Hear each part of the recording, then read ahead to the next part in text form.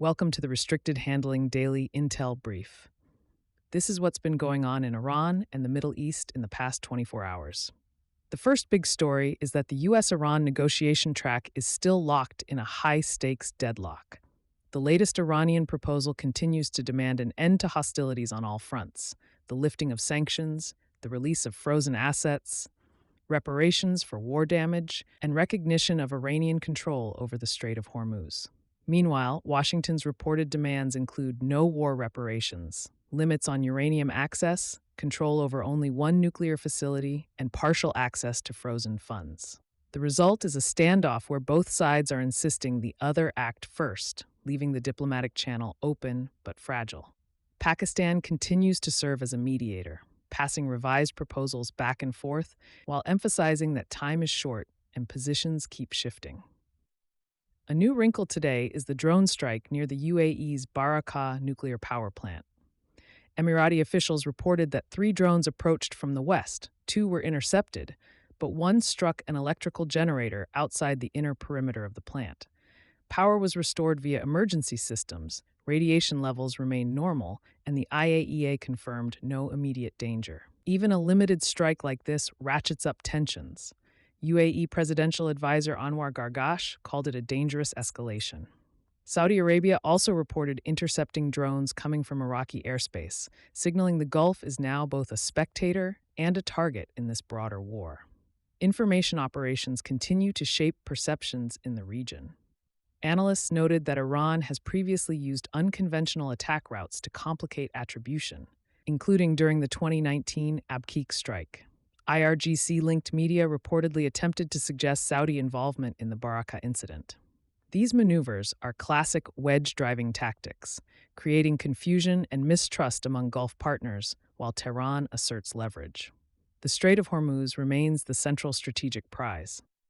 Iran has reportedly moved to formalize a traffic management system through the strait along designated routes. Washington has rejected any arrangement that legitimizes Iranian tolls or control. At the same time, the U.S. naval blockade is ongoing. CENTCOM reports that U.S. forces have redirected over 80 commercial vessels and disabled 4 since the blockade began on April 13th. The combination of Iranian and U.S. actions has created a rival blockade scenario, sending ripples through global markets. Energy markets are reflecting the pressure. Brent crude reached around $112 a barrel, while WTI also ticked higher. Reuters estimates the Iran war has cost global companies at least $25 billion, with airlines taking a particularly heavy hit, roughly $15 billion in added fuel costs alone. Qatar is feeling the squeeze acutely. LNG production at Ras Laffan was halted after Iranian strikes and maritime restrictions, reducing production capacity by 17%.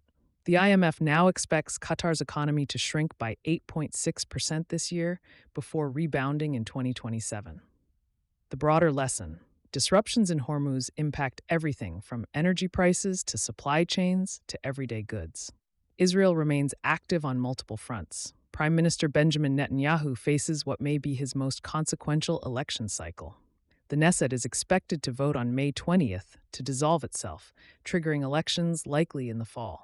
Political pressure is mounting over ultra-Orthodox exemptions from military service, and the broader conflict with Hamas and Hezbollah continues to influence domestic politics. Israel has conducted strikes in southern Lebanon, killing at least 6 people, including paramedics, as part of efforts to degrade Hezbollah infrastructure. In Gaza, Israeli forces reportedly killed Hamas military chief Izz al-Din al-Haddad, involved in planning attacks during the October 7th escalation. Iranian financial and maritime workarounds are under increasing scrutiny. Nobitex, Iran's largest crypto exchange, reportedly processed at least $2.3 billion through Tron and BNB chains since 2023, including flows tied to sanctioned Iranian institutions and the IRGC.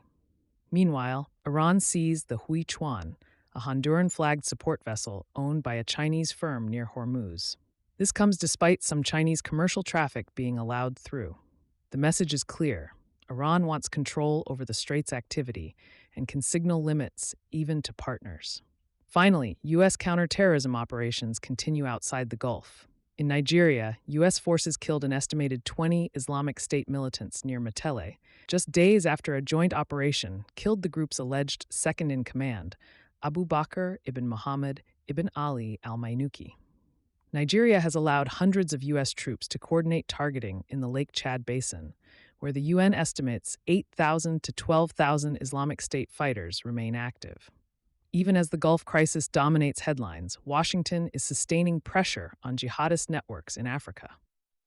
Thank you for listening and for contributing to the growth of this community. If you found the show valuable, a review or a thoughtful comment helps extend its reach to others.